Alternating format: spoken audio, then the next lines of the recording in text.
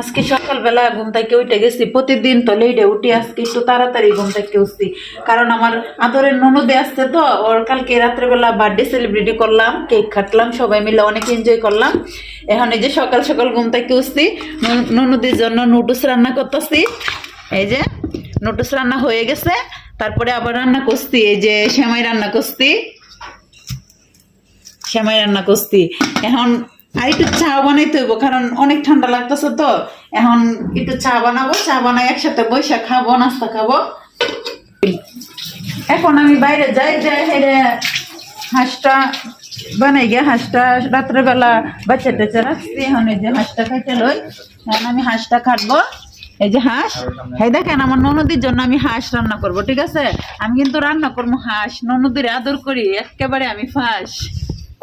এই যে হাঁসের থেকে ডিম বেরোইছে, অনেকগুলা ডিম আছিল, ডিমুলা হাঁসটা জব করছি। সমস্যা কি, আমার আদরের ননদি খাইবো, এই জন্যই তো ডিমুলা হাঁস জব করছি।